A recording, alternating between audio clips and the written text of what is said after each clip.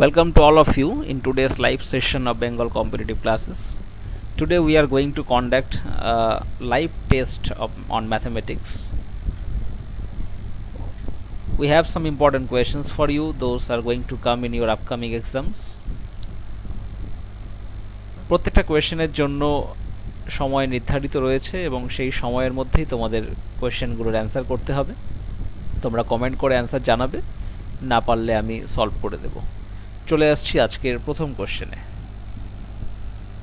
তোমরা কোয়েশ্চেন দেখতে পাচ্ছ, find the reminder of the following cases. Your time starts now.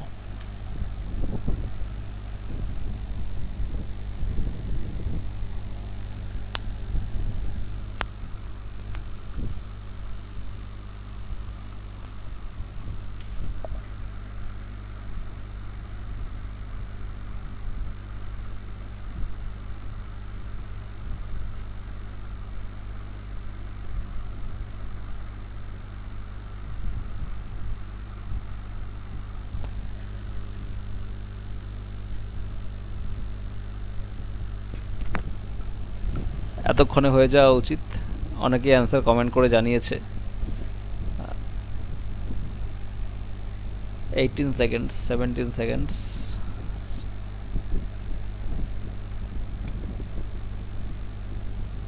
Thank you, অনেকেই answer জানিয়েছে।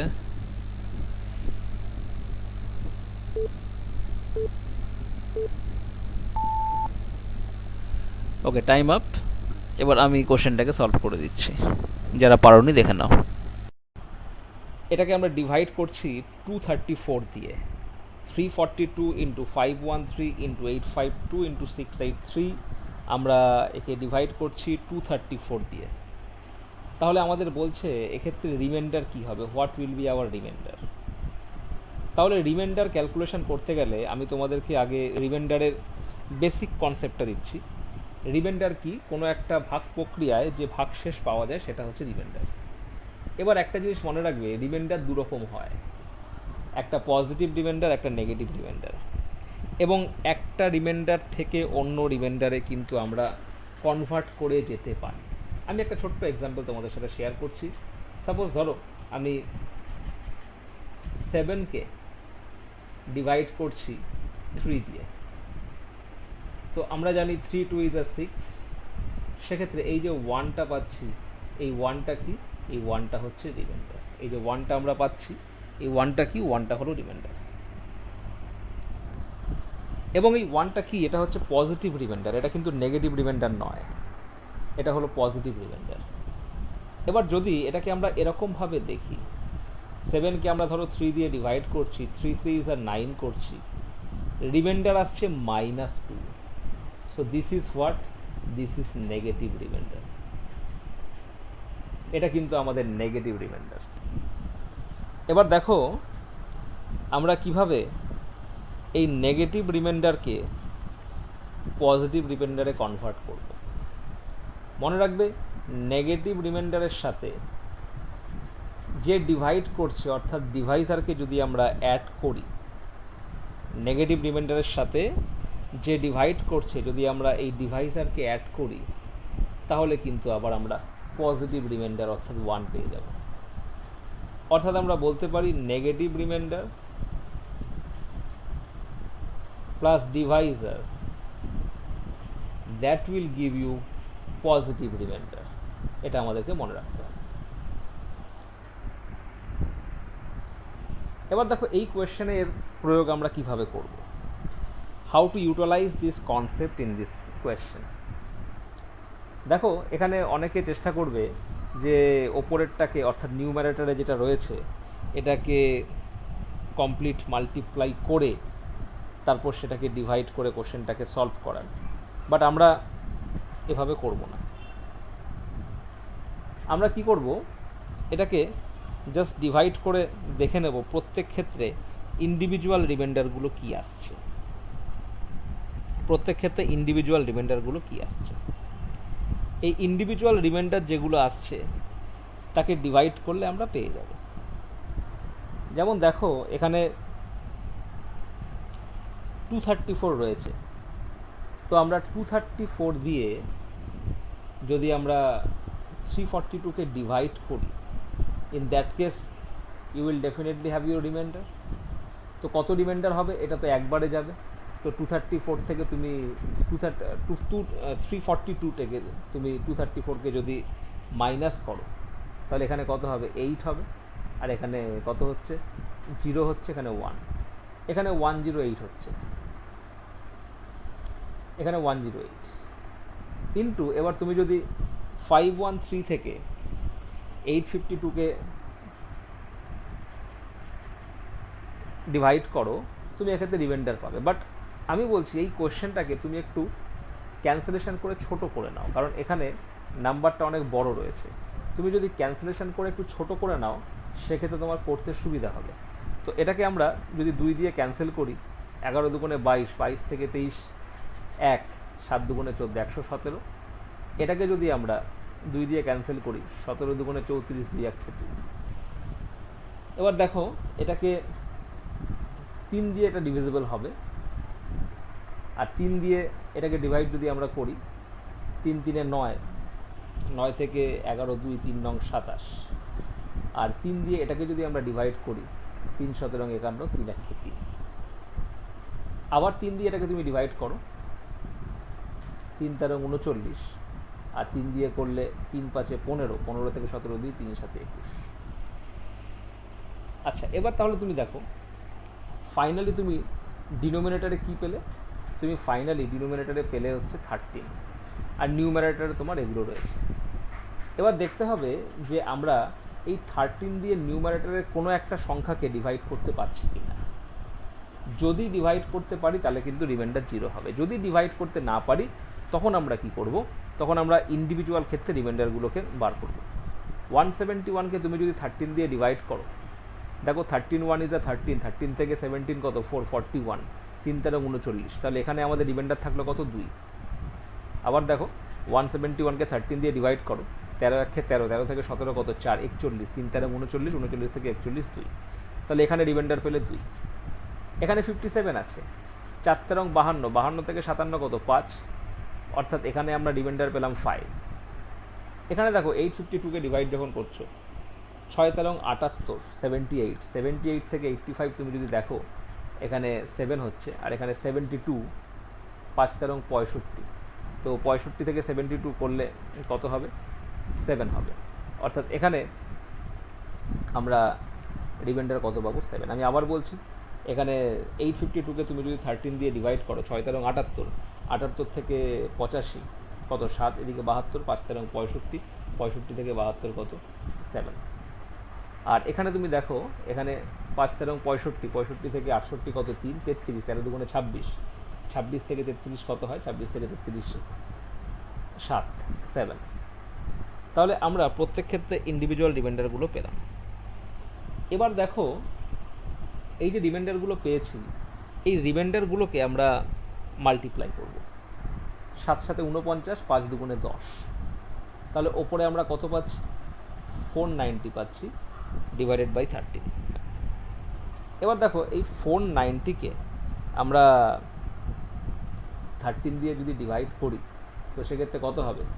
3 13 39, 39 থেকে 49 10, 100, 7 13 91, 91 থেকে 100 কত? 9। তো ফাইনালি কিন্তু আমাদের রিমাইন্ডার কত আসছে? রিমাইন্ডার আমাদের 9 আসছে ফাইনালি। চলে আসছি পরের কোশ্চেনে। আচ্ছা, এই কোশ্চেনটা দেখো, find the reminder of the following cases. এখানে রিমাইন্ডার কি হবে?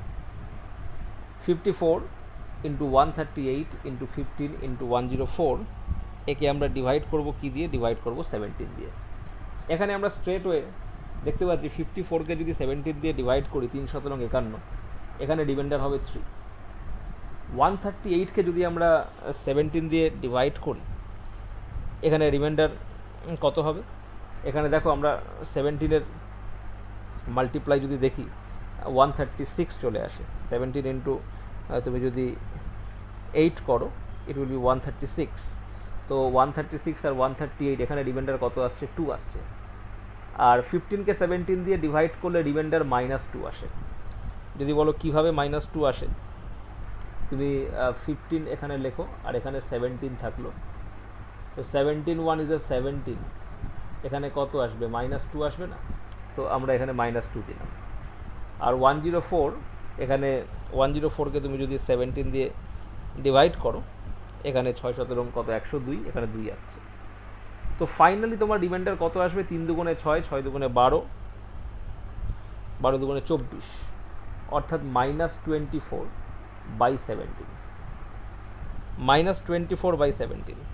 এবার দেখো, আমরা দেখতে পাচ্ছি যে 24কে 17 দিয়ে ডিভাইড করতে গেলে আমরা আরেকবার ডিভাইড করতে পারবো।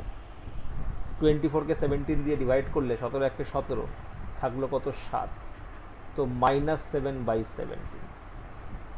-7/17। তাহলে -7 আমাদের অ্যাকচুয়াল রিমাইন্ডার হলো। তাহলে আমাদের অ্যাকচুয়াল যখন রিমাইন্ডার হবে সেটা কি হবে? -7-এর সাথে আমরা কি করব? ডিভাইজারটাকে যোগ করে দেব, তাহলে আমরা পজিটিভ রিমাইন্ডার পাবো, অর্থাৎ আমাদের অ্যাকচুয়াল অ্যান্সার হবে 10। মনে রাখবে, নেগেটিভ রিমাইন্ডারের সাথে আমরা যদি ডিভাইজারকে যোগ করি, যোগ করলে আমরা কি পাবো? আমরা পজিটিভ রিমাইন্ডার পাবো। কিন্তু এখানে এ ধরনের কোয়েশ্চেন যখন থাকবে, এ ধরনের কোয়েশ্চেনে তোমাকে একটা ছোট্ট জিনিস মনে রাখতে হবে।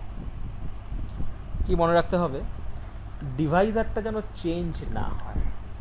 দেখো এখানে ডিভাইজারটা একই আছে, কিন্তু আগের কোশ্চেনে একটা জিনিস তুমি লক্ষ্য করো, আগের কোশ্চেনে যখন আমি ক্যালকুলেশন করেছিলাম, এই ক্যালকুলেশন করার পরে আমরা দেখেছি যে ডিভাইজারটা চেঞ্জ হয়েছে, ডিভাইজারটা চেঞ্জ হয়েছে, এবং প্রয়োজন পড়লে আমাদের ক্যান্সেলেশন করে ডিভাইজারটাকে চেঞ্জ করার প্রয়োজন পড়তে পারে, চেঞ্জ করার প্রয়োজন পড়তে পারে।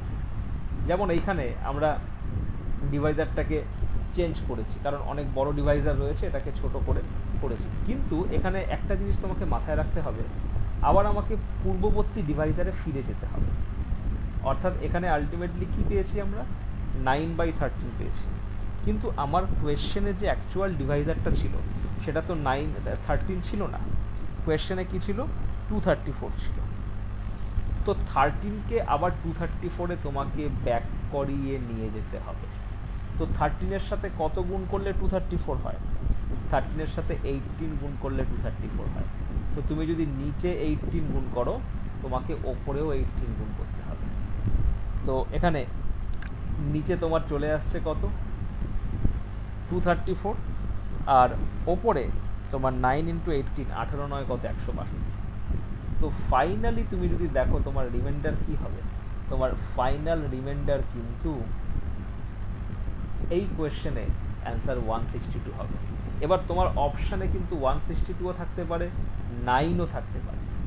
অনেকে তাড়াহুড়োর বসে 9 করে চলে আসবে, কিন্তু মনে রাখবে অ্যান্সারে সেটাই হবে যেটা অ্যাকচুয়াল ডিভাইজার ছিল সেইটা দিয়ে ডিভাইড করে যেতে হয়। আমরা আমাদের ক্যালকুলেশনের সুবিধার্থে এটাকে ক্যান্সেলেশন করে ছোট করে আমরা রিমাইন্ডার বার করলাম 9, কিন্তু ফাইনালি আবার আমাদেরকে অ্যাকচুয়াল ডিভাইজারে যেতে হবে। আমি কেন এই কোশ্চেন করার পর এটাকে বললাম, কারণ এই কোশ্চেনে এরকম কোনো ব্যাপার নেই, কারণ এখানে আমার ইনিশিয়ালি 17 ছিল, ফাইনালিও 17ই আছে, সুতরাং যে অ্যান্সারটা আমি পেয়েছি সেটাই আমার অ্যান্সার। কিন্তু আগের কোয়েশ্চেনে যেহেতু ইনিশিয়ালি 234 ছিল, ইনিশিয়ালি 234 ছিল এবং ফাইনালি ক্যান্সেলেশন করে এটা 13 এসেছিল, সুতরাং এই 13কে আবার 234-এ নিয়ে গিয়ে তারপরে করতে হবে। কারোর কোনো কোয়েশ্চেন থাকলে তোমরা কমেন্ট বক্সে কমেন্ট করে জানাতে পারো। চলে আসছি পরের কোশ্চেনে। তোমাদের সময় শুরু হলো এখন, এটাকে সলভ করে কমেন্ট বক্সে কমেন্ট করে অ্যান্সার জানাও।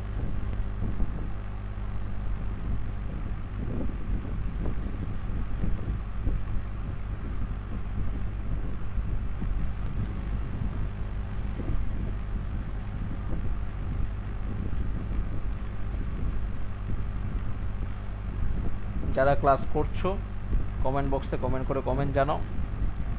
যারা রেগুলার ব্যাচে পড়ছো তারা হয়তো অনেকেই পারবে, কারণ এগুলো আমি ক্লাসে এর থিওরিটিক্যাল পোর্শনটা অলরেডি ডিসকাস করেছি। আজকে আমরা জাস্ট টেস্ট নিচ্ছি এই টপিকের ওপরে।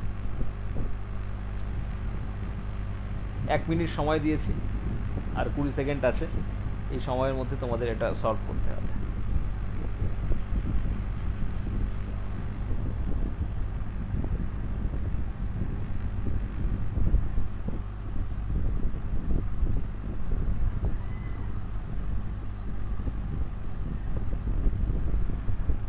দেখো সময় হয়ে গেছে, আমি এবার বলে দিচ্ছি।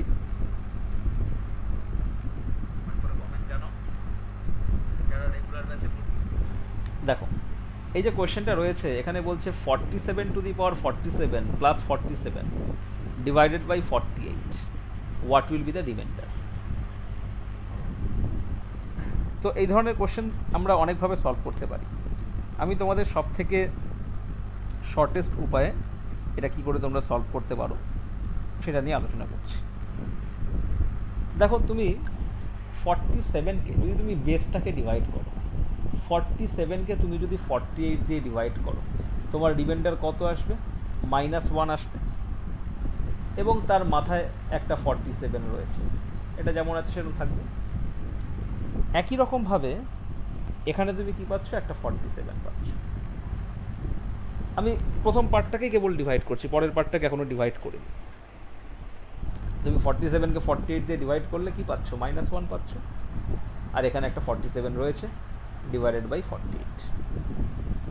এবার দেখো মাইনাসের পাওয়ার যদি অড থাকে তাহলে মাইনাস হয়, তাহলে এখানে -1 প্লাস 47 ডিভাইডেড বাই 48, তাহলে আলটিমেটলি কি? 46/47, 46/48। তাহলে এবার 46কে 48 দিয়ে ডিভাইড তো তুমি করতে পারবে না, সেক্ষেত্রে তোমার রিমাইন্ডার কি হবে? রিমাইন্ডার 46 হবে। That's will be your answer. কারণ যে নাম্বারটাকে ডিভাইড করছো সেই নাম্বারটা যদি ডিভাইজারের থেকে ছোট হয়, তুমি 46কে ডিভাইড করছো 48 দিয়ে, 48 ইন্টু 0 করলে 0 হয়, তো তোমার রিমাইন্ডার তো 46ই থাকবে। সুতরাং অ্যান্সার কি হবে? অ্যান্সার হবে 46। তো এই ধরনের কোয়েশ্চেনকে আমরা এভাবে সলভ করতে পারবো। কারোর কোনো কোয়েশ্চেন থাকলে তোমরা কমেন্ট বক্সে কমেন্ট করে জানাতে পারো। যদি কেউ কোনো কিছু না বুঝতে পারো, ফর এনি কোয়ারিজ, তুমি কমেন্ট করে জানাতে পারো। আদারওয়াইজ আমরা চলে আসছি পরের কোশ্চেনে। পরে দেখো দুটো কোশ্চেন রয়েছে, একটু তাড়াতাড়ি তোমাদের করতে হবে। দুটো কোশ্চেনের জন্য আমি 1 মিনিট সময় দিচ্ছি, তোমাদের সময় শুরু হলো এখন।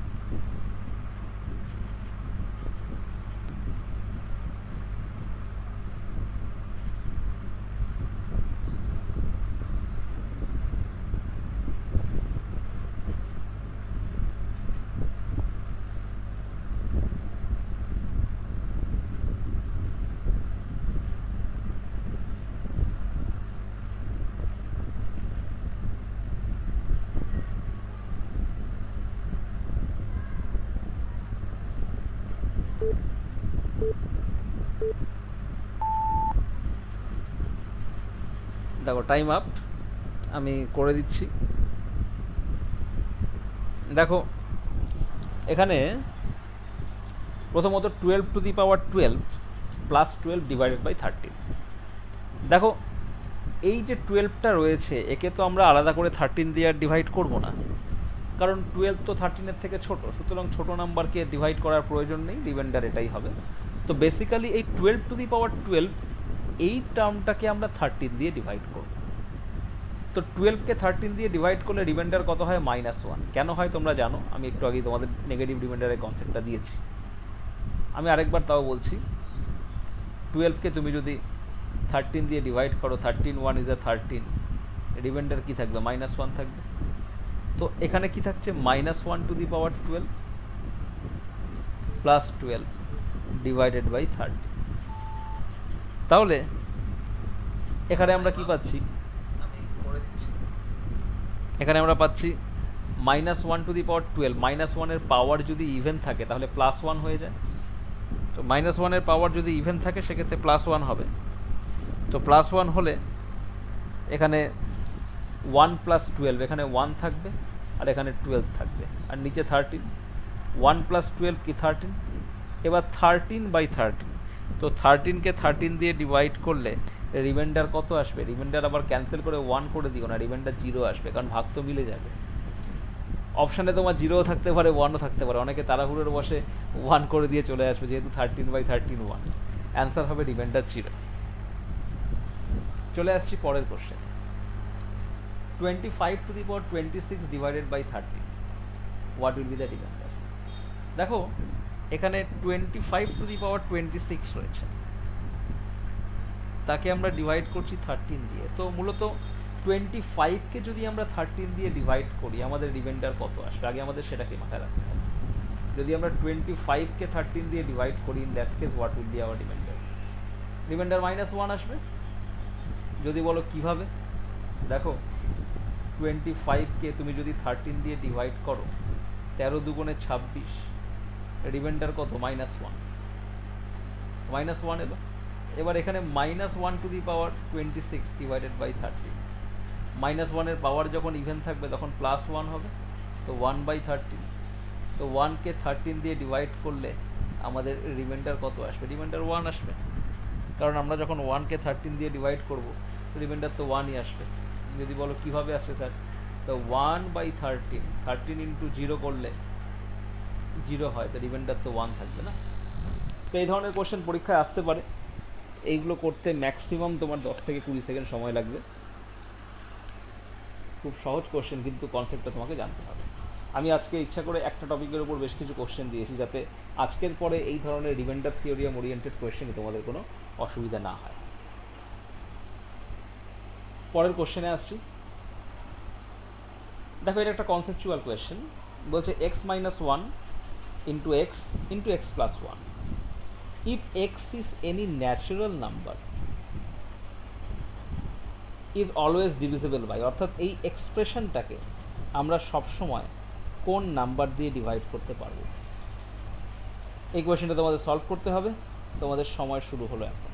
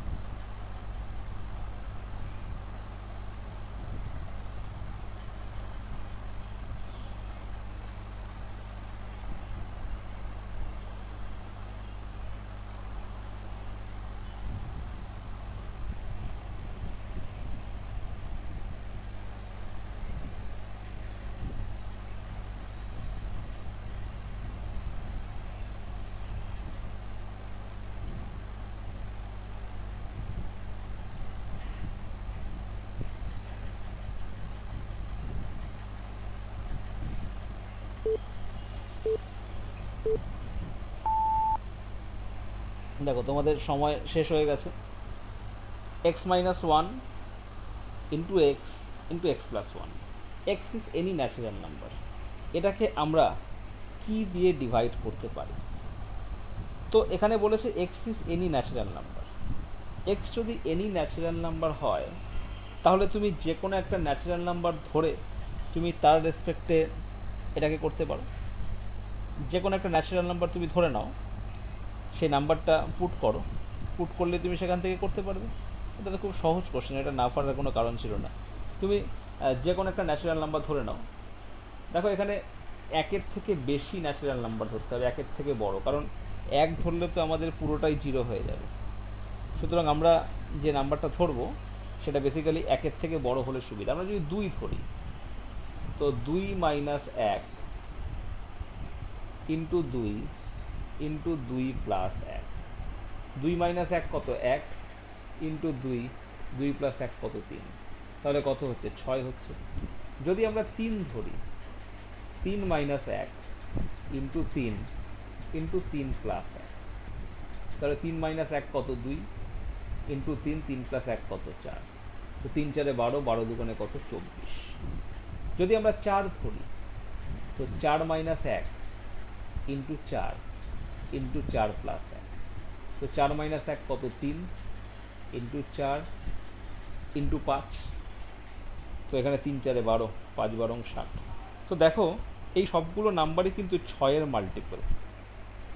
All this number are divisible by 6। তাহলে আমাদের অ্যান্সার কত হবে? অ্যান্সার হবে 6, where X is any natural number. তো সেক্ষেত্রে আমাদের এই কোশ্চেনের অ্যান্সার 6 হবে। চলে আসছি আমি পরের কোশ্চেন।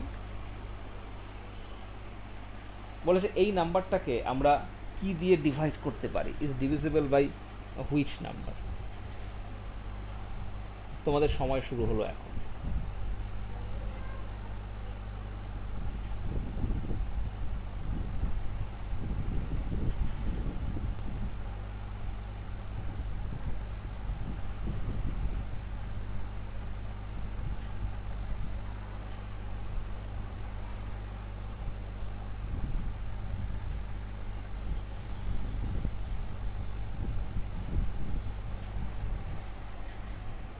যাদের অ্যান্সার আসবে তারা কমেন্ট করে জানাবে।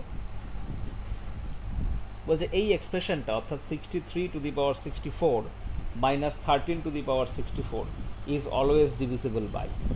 যে অপশনগুলো দেওয়া রয়েছে এই অপশনের মধ্যে কোনটা দিয়ে এটা ডিভিজিবল? খুব সহজ কোশ্চেন। আমি তোমাদের ক্লাসে এর আগে এই ধরনের কোশ্চেন করিয়েছি যখন রিমাইন্ডার তোমাদের পড়িয়েছি, রিমাইন্ডার থিওরিয়াম। ইনফ্যাক্ট বাইনোমিয়ালে এটা রয়েছে। যখন বাইনোমিয়াল আমরা অ্যাডভান্সের ব্যাচে ডিসকাস করেছি সেখানে আমি বলেছিলাম। দেখো এখানে 63 to the power 64 minus 13 to the power 64 is always divisible by. তো এক্ষেত্রে আমি তোমাদের একটা ছোট্ট ফর্মুলা শিখিয়েছিলাম, তোমাদের হয়তো মনে আছে, যে X to the power N, বা আমরা X to the power N না করে A to the power N করতে পারি। A to the power N minus B to the power N, এটাকে আমরা সব সময় ডিভাইড করতে পারবো। Is always divisible by A minus B. কখন? when n is equal to odd বলেছিলাম না? আর যখন n is equal to even হবে তখন আমি একে ডিভাইড করতে পারবো a plus B and a minus B, এই দুটো দিয়েই ডিভাইড করতে পারবো when n is equal to even। তো n is equal to even এবং odd, কারণ তোমরা একটা সূত্র জানো, যদি ধরো অড হয় তো সেক্ষেত্রে এ কিউব মাইনাস বি কিউবের ফর্মুলা কি? A minus B into A square plus A B plus B square, ফ্যাক্টরাইজেশনের ফর্মুলা। আর N is equal to even হলে আমরা ধরে নিতে পারি A square minus B square, তার ফর্মুলা কি? A plus B into A minus B. তাহলে এই যে এক্সপ্রেশনটা রয়েছে এখানে পাওয়ারটা দেখো এ আর বি ডিফারেন্ট হতে পারে, পাওয়ারটা কিন্তু সেম হবে। এই পাওয়ারটা সেম হলে তবে এই ফর্মুলাটা আমরা অ্যাপ্লাই করতে পারবো। তো এখানে এন ইজ ইকুয়াল টু যেহেতু ইভেন রয়েছে এটাকে আমরা ডিভাইড করতে পারবো কি দিয়ে? এ প্লাস বি অর্থাৎ 63 প্লাস 13 দিয়ে, অ্যান্ড এ মাইনাস বি অর্থাৎ 63 মাইনাস 13 দিয়ে। তাহলে এখানে কত হবে? 76। আর এখানে কত হবে? এখানে কত হবে? 6। এবার আমাদের অপশান থেকে তুমি যদি দেখো 50 দিয়ে ডিভাইড করতে পারবো, মানে 50-র মধ্যে কি আছে? 25 ইন্টু 2 আছে, তাহলে অ্যান্সার আমাদের কি হবে? 25 ইজ অলওয়েজ ডিভিজিবল বাই 25। চলে আসছি পরের কোশ্চেনে। নেক্সট কোয়েশ্চেন, তোমাদের সময় শুরু হলো এখন। সলভ করো, যাদের অ্যান্সার আসবে তারা কমেন্ট বক্সে কমেন্ট করে অ্যান্সার জানাও।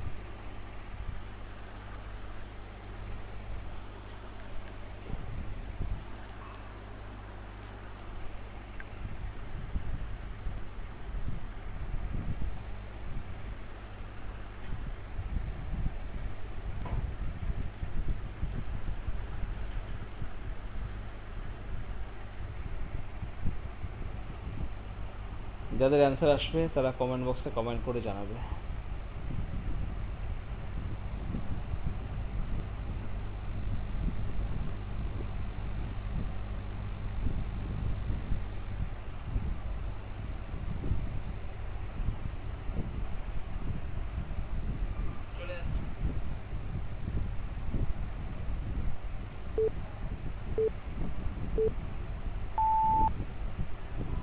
দেখো টাইম কম শেষ হয়ে গেছে, আমি বলে দিচ্ছি এবার। দেখো ঠিক আগের কোশ্চেনের মতোই A to the power N minus B to the power N, এখানে কিন্তু এনটা কি আছে, এনটা অড আছে। তো A to the power N minus B to the power N যদি এনটা অড থাকে, তাহলে আমরা দেখেছি আগের কোশ্চেনে এটা কি দিয়ে ডিভিজিবল না এ মাইনাস বি দিয়ে ডিভিজিবল, তোমরা জানো। তো তাহলে আমরা এখানে বলতে পারি এ মানে 85, বি মানে 31, তাহলে এ মাইনাস বি কত হবে, A minus B is equal to হবে 54। অর্থাৎ এই যে এক্সপ্রেশনটা রয়েছে এটা কি দিয়ে ডিভিজিবল হবে, এটা 54 দিয়ে ডিভিজিবল হবে। এবার কথা হচ্ছে আমাদের 54 তো অপশানে নেই, তাহলে আমরা দেখব অপশানে 54-এর কোনো ফ্যাক্টর আছে কিনা। 54-কে আমরা কি লিখতে পারি, 9 ইন্টু 6। দেখো অপশানে তোমার 9 রয়েছে, সুতরাং স্ট্রেট ওয়ে তুমি অ্যান্সারটা 9 করতে পারবে। এটা বাইনোমিয়াল থিওরিয়ামের কোশ্চেন, এসএসসি সিজিএলে আসে, খুব ইম্পর্টেন্ট কোশ্চেন, এই ধরনের কোশ্চেন আসতে পারে। চলে আসছি পরের কোশ্চেনে। Next question, your time starts নাও। এটাকে সলভ করো, করে কমেন্ট বক্সে কমেন্ট করে জানাও।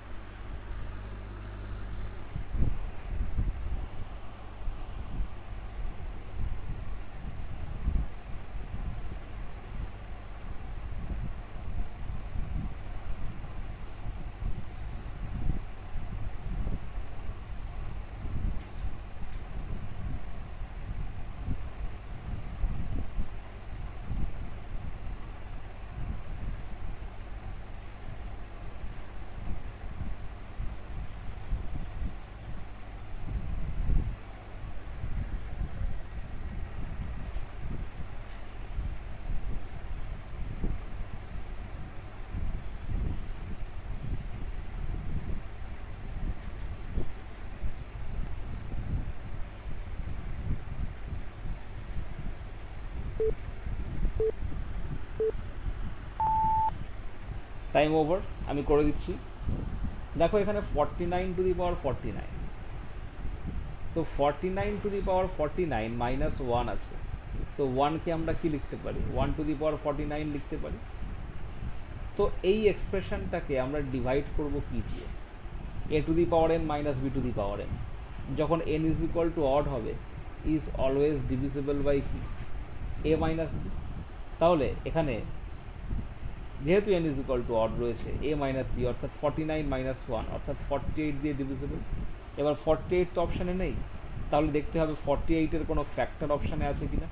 48-এর ফ্যাক্টর কি 6, দেখো অপশান ডিতে 6 আছে, so answer is option D. চলে আসছি আমরা পরের কোশ্চেনে। Next question, your time starts now.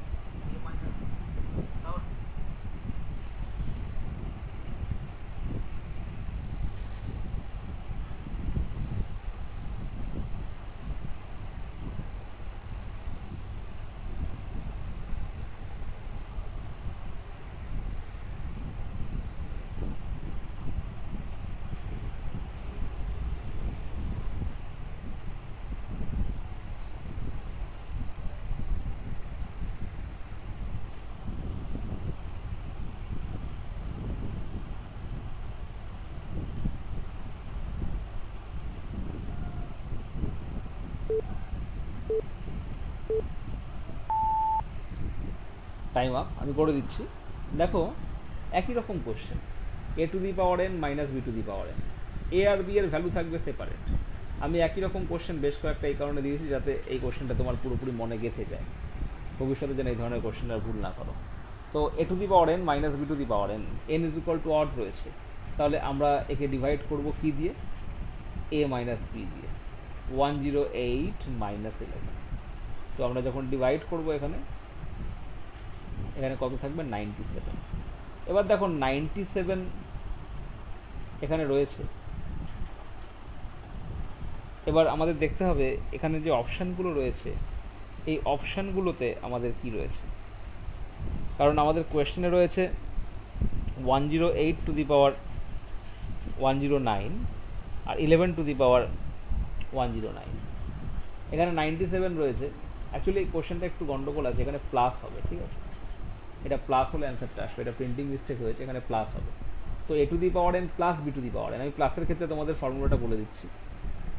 A to the power N plus B to the power N, একে আমরা ডিভাইড করতে পারবো কি দিয়ে? একে আমরা ডিভাইড করতে পারবো এ প্লাস বি দিয়ে। কখন? না, যখন N is equal to odd হবে। N is equal to odd আছে, তাহলে একে আমরা ডিভাইড করতে পারবো কি দিয়ে? এ প্লাস বি দিয়ে। তাহলে 108 আর 11 করলে কত হবে? 119। এবার 119 তো আমাদের অ্যান্সারে নেই, অপশানে নেই। তো 119-এর কোনো ফ্যাক্টর আছে কিনা দেখবো। 119 মানে কি? 17 ইন্টু 7, 17-এর সাথে 119, তাহলে এখানে কত হবে? এখানে 17 হবে। So answer is 17। চলে আসছি পরের কোশ্চেনে। আচ্ছা, এখানে এই ফর্মুলাটা মনে রাখবে যে A to the power N plus B to the power N যদি N is equal to odd হয়, ডিভিজিবল বাই এ প্লাস। কীভাবে এটা হচ্ছে তোমরা এই ফর্মুলাটা জানো, A cube plus B cube. একে আমরা ফ্যাক্টরাইজ করতে পারবো কিভাবে? একে আমরা লিখতে পারবো A plus B into A square minus A B plus B square. Whereas A square plus B square যদি পাওয়ারটা ইভেন থাকে, তাহলে কিন্তু একে আমরা প্রোডাক্টে ভাঙতেই পারবো না, কারণ এ স্কোয়ার প্লাস বি স্কোয়ারের ফর্মুলা, একটা ফর্মুলা হচ্ছে A plus B whole square minus 2ab, আরেকটা হচ্ছে A minus B whole square plus 2ab। সুতরাং এখানে আমরা যেহেতু প্রোডাক্টে ভাঙতে পারছি না, সুতরাং এখানে আমরা ডিভাইডটা বলতে পারবো না। কিন্তু যদি অড থাকে পাওয়ারটা, অর্থাৎ যদি কিউব যেমন একটা অড নাম্বার, সেক্ষেত্রে এ প্লাস বি দিয়ে দিতে পারবো। তো এখানে কোয়েশ্চেনটায় প্লাস হবে, এটা বাই মিস্টেক মাইনাস হয়ে গেছিল, এটা প্লাস হবে। চলে আসছি পরের কোশ্চেনে। দেখো, একটা প্রশ্নের অঙ্ক রয়েছে, যে ধরনের অঙ্ক তোমরা পরীক্ষায় দেখতে পাও। ইওর টাইম স্টার্টস নাও। এটাকে সলভ করতে হবে।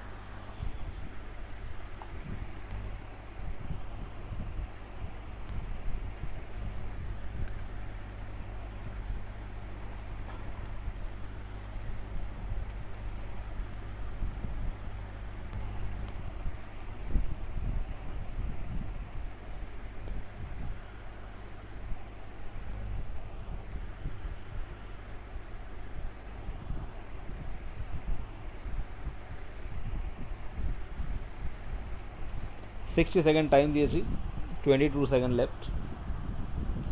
এ ধরনের কোশ্চেন খুব ইম্পর্টেন্ট, যে কোনো পরীক্ষায় আসতে পারে। WBCS, PSC, SSC, railway, UPSC সমস্ত পরীক্ষায় আসতে পারে। ছোট্ট কোশ্চেন কিন্তু কনসেপচুয়াল।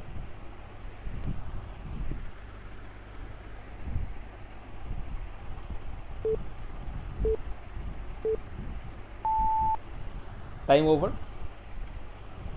এই কোশ্চেনটা যে অ্যান্সার দিতে পারবে, সে অ্যারিথমেটিক জানে, তার অ্যারিথমেটিকে কনসেপ্ট ক্লিয়ার, কারণ এটা খুব ইম্পর্টেন্ট একটা কোয়েশ্চেন। এই ধরনের কোশ্চেন পরীক্ষায় আসতে পারে, কনসেপচুয়াল কোশ্চেন অবশ্যই। দেখো, আমি বলে দিচ্ছি। বলছে mark price of an article is 50% above cost price. অর্থাৎ কস্ট প্রাইস যা, মার্ক প্রাইস তার থেকে 50% বেশি। When mark price is increased by 20% and selling price is increased by 20%, then profit doubles. তো সেক্ষেত্রে প্রফিট ডবল হয়। If the original mark price is 300, then find the selling price. দেখো, mark price of an article is 50% above cost price. 50% মানে কি? Half.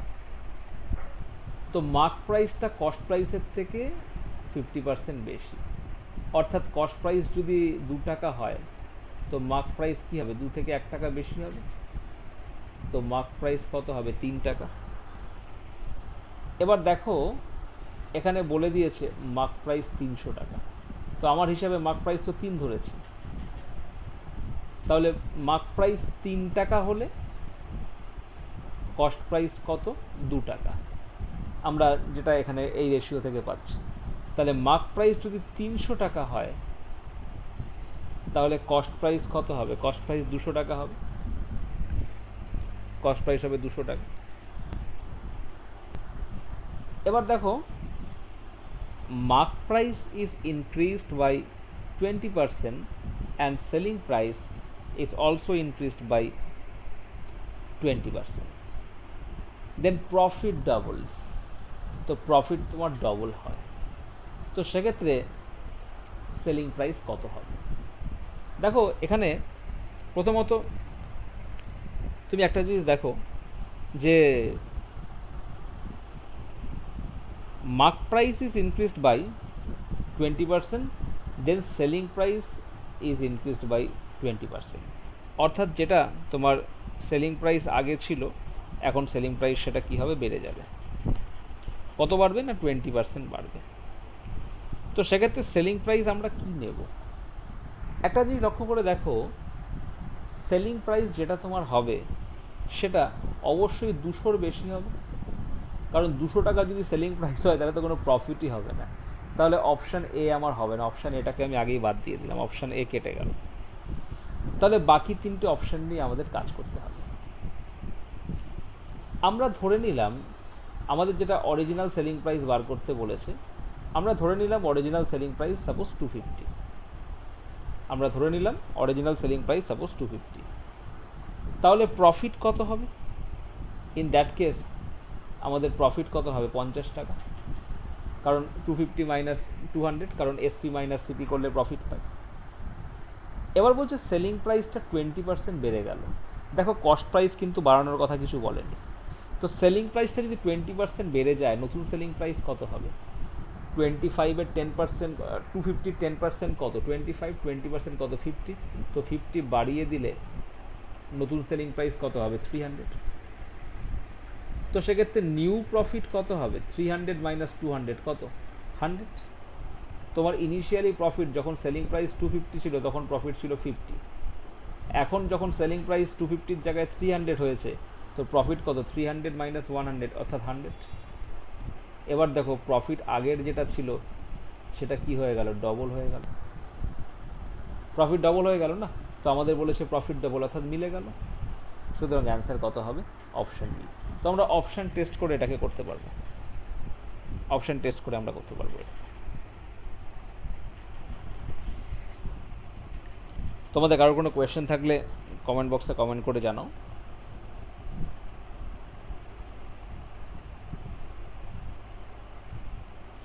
এবার দেখো যদি তুমি মনে করো এটাকে নর্মাল মেথডে করবে, অপশান টেস্ট করবে না, তাহলেও করতে পারো, কোনো অসুবিধা নেই। দেখো একটা জিনিস তো এখানে কমন, সেটা হচ্ছে মার্ক প্রাইসটা কস্ট প্রাইসের থেকে 50% বেশি, অর্থাৎ 50% মানে হাফ। কস্ট প্রাইস যদি 2 টাকা হয় মার্ক প্রাইসটা 1 টাকা বেশি মানে 3 টাকা। তাহলে মার্ক প্রাইস যখন 3 টাকা হবে কস্ট প্রাইস তখন 2 টাকা। তো মার্ক প্রাইস যখন 300 হবে তখন কস্ট প্রাইস কত হবে? 200 টাকা। মার্ক প্রাইস যখন 300 হবে তখন কস্ট প্রাইস কত হবে? 200 টাকা। এবার দেখো সেলিং প্রাইস, মার্ক প্রাইস 20% বাড়ছে, তোমার এই 20% যেটা মার্ক প্রাইস বাড়ছে এটা দিয়ে তোমার কোনো কাজ হবে না, কারণ আমরা তো প্রফিট হিসাব করবো সেলিং প্রাইসের উপরে। তো সেলিং প্রাইস 20% বাড়ছে। আমি প্রসেসে যদি বলি এটাকে, 20% মানে কত? 1/5, অর্থাৎ ইনিশিয়াল সেলিং প্রাইস SP1 যদি 5x হয় তাহলে নতুন সেলিং প্রাইস SP2 কত হবে? 6x। ইনিশিয়াল সেলিং প্রাইস যদি 5x হয় নতুন সেলিং প্রাইস কত হবে? 5x প্লাস 1 মানে 6x। তাহলে ইনিশিয়াল প্রফিট কত ছিল? Selling price minus cost price. Selling price কত? 5x মাইনাস কস্ট প্রাইস কত? 200। এটা ইনিশিয়াল প্রফিট। নতুন প্রফিট কত? এখনকার selling price 6x minus cost price কত? 200। তো এখনকার প্রফিটটা আগের প্রফিটের কত? ডবল। তাহলে রেশিওটা কি? 2:1। কারণ এটা এখনকার প্রফিট যখন সেলিং প্রাইস 6x হয়েছে, 20% বেড়েছে। তো এটাকে তুমি যদি ক্রস মাল্টিপ্লিকেশন করো তাহলে কত হবে? 10x minus 400 is equal two 6x minus 200। তাহলে কত হবে? 4x ইজ ইকুয়াল টু কত? 200। তো x ইকুয়াল টু কত হবে? x ইকুয়াল টু হবে 50। x ইকুয়াল টু 50, তাহলে আমাদের অরিজিনাল সেলিং প্রাইস কত? 5x। 5x মানে কি? 5 ইন্টু 50 অর্থাৎ 250। তো তুমি এভাবেও করতে পারো, this is conventional method.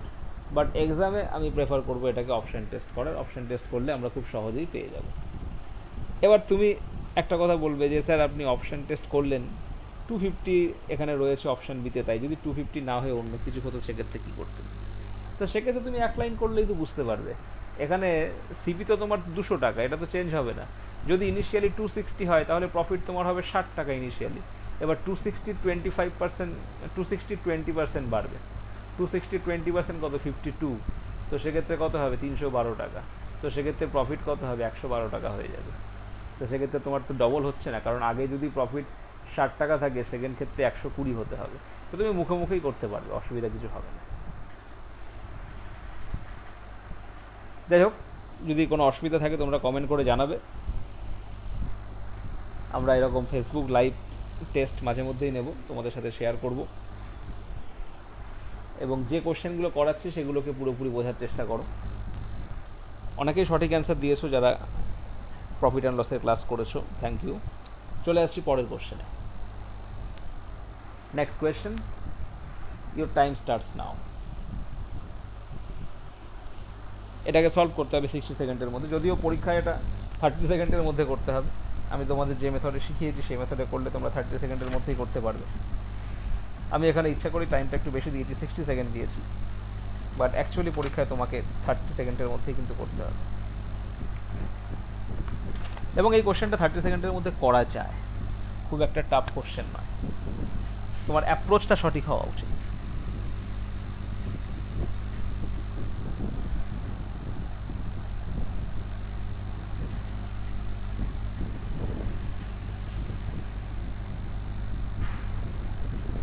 Eighteen second left.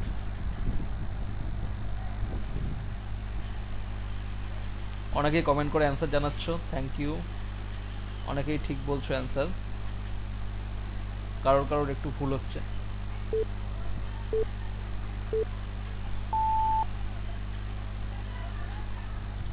দেখো এই কোয়েশ্চেনটায় বলছে যে A and B are two companies selling their product at same price, অর্থাৎ তারা দুজনেই একই দামে প্রোডাক্টটা বিক্রি করছে। They are selling their product at the same price. A offer two successive discount of 10% and 25%, while B offers two successive discount of 15% and 20%. Find the ratio of their mark price. অর্থাৎ দেখো mark প্রাইসের ওপরেই তো ডিসকাউন্টটা দেয়। আমি ধরলাম এর mark প্রাইসটাই, তো এ সাকসেসিভ ডিসকাউন্ট কিরকম দিচ্ছে? 10% আর 25%। তো যদি 10% ডিসকাউন্ট দেয় তো ডিসকাউন্ট দিয়ে বিক্রি করবে কত? 90%। যদি 10% ডিসকাউন্ট দেয় তো ডিসকাউন্ট দিয়ে বিক্রি করবে কত? 90%। এবং যে দামটা হলো তার উপর আবার 25% ডিসকাউন্ট দেবে। যদি 25% ডিসকাউন্ট দেয় তো আফটার ডিসকাউন্ট দাম কত হবে? 75%। তো এটা কি হবে না এর ক্ষেত্রে selling price. The same selling price will be also for B. তো বি এর ক্ষেত্রে মার্ক প্রাইসটাকে যদি আমরা বি ধরে নিই, প্রথমে যদি 15% ডিসকাউন্ট দেয় তো ডিসকাউন্ট দিয়ে কত হবে? 85%। এরপরে আবার 20% যদি ডিসকাউন্ট দেয়, ডিসকাউন্ট দিয়ে কত হবে? 80%। তাহলে এটাকে যদি আমরা সলভ করি আমরা অ্যান্সার পেয়ে যাব। এবার দেখো এটাকে পুরো সলভ করার প্রয়োজন নেই, তুমি এটাকে কমন সেন্স অ্যাপ্লাই করো। তুমি এখানে বার করতে বলেছে এ ইস টু বি। দেখো এ এর নিচে তুমি যদি বি কে নিয়ে আসো তার মানে কি? ওপরে তোমার থাকবে 85 ইন্টু 80, নিচে কি আসবে? 90 ইন্টু 75। ব্যাপারটা তো সেরকম, কারণ এই দুটো এদিকে ওপরে রয়েছে, এদিকে গেলে নিচে এসে যাবে। তো এখানে তুমি দেখতে পাচ্ছ যখন এই ধরনের বড় বড় মাল্টিপ্লিকেশন থাকবে সম্পূর্ণ ক্যান্সেলেশন করার প্রয়োজন নেই। তুমি দেখো নিউমারেটর এবং ডিনোমিনেটরের এমন কোনো ফ্যাক্টর যেটা ক্যান্সেল আউট হবে না। আবার বলছি, নিউমারেটর বা ডিনোমিনেটরের এমন কোনো ফ্যাক্টর যেটা ক্যান্সেল আউট হবে না। যেমন 90-র মধ্যে 9 আছে, 9 ইন্টু 10, এই 9কে ক্যান্সেল করার জন্য কোনো 9 কি আমার এখানে 85 বা 80-র মধ্যে আছে? নেই। ঠিক একই রকম ভাবে 85 এর মধ্যে দেখো 17 আছে, 17 ইন্টু 5 85। এই 17কে ক্যান্সেল করার মতো কোনো 17 কি নিচে কোনো টার্মে রয়েছে ডিনোমিনেটরে? নেই। অর্থাৎ তোমার এ এর মার্ক প্রাইসটা 17 এর মাল্টিপল হবে এবং বি এর মার্ক প্রাইসটা 9 এর মাল্টিপল হবে। দেখো 9 এর মাল্টিপল তো এইটা নয়, 9 এর মাল্টিপল এটাও নয়, অর্থাৎ দুটো অপশন আমাদের কেটে গেল, এরা 9 এর মাল্টিপল নয়। এবার 144 9 এর মাল্টিপল, 135 9 এর মাল্টিপল, 9 15 135। এবার আমরা এতে আসবো, এটা 17 এর মাল্টিপল হবে। দেখবো এখানে কোন অপশনটা এ এর ক্ষেত্রে 17 এর মাল্টিপল। তুমি দেখতে পাচ্ছ 136 এটা 17 এর মাল্টিপল, 17 ইন্টু 8 143 কিন্তু 17 এর মাল্টিপল নয়। অর্থাৎ প্রথম অপশনটায় আমি চেক করব 17 দিয়ে ডিভিজিবল হচ্ছে কিনা, সেকেন্ড অপশনটায় আমি এখানে চেক করব 9 দিয়ে ডিভিজিবল হচ্ছে কিনা। তো আমাদের অ্যান্সার কি হবে? Option C. অর্থাৎ আমরা এই ধরনের কোয়েশ্চেন কিছু না করে মুখে মুখে কোয়েশ্চেন দেখেও সলভ করতে পারি। মনে রাখবে এ এর ক্ষেত্রে যে ডিসকাউন্টের সিরিজটা রয়েছে সেটা দেওয়ার পর যেটা থাকবে সেটা বি এর কাছে চলে যাবে, বি এরটা এ এর কাছে আসবে, মানে ক্রস হয়ে যাবে। তো 10% ফলোড বাই 25% মানে কি 90% ইন্টু 75%, আর 15% ফলোড বাই 20% মানে কি ডিসকাউন্ট দেওয়ার পর কি হবে 85% ইন্টু 80%। এবার দেখে নেবে প্রাইম ফ্যাক্টর কি রয়েছে যেটা ক্যান্সেল আউট হবে না, তো সেটা দিয়ে আমরা এটাকে দেখে নেব কোন অপশানটা এই প্রাইম ফ্যাক্টরের মাল্টিপল।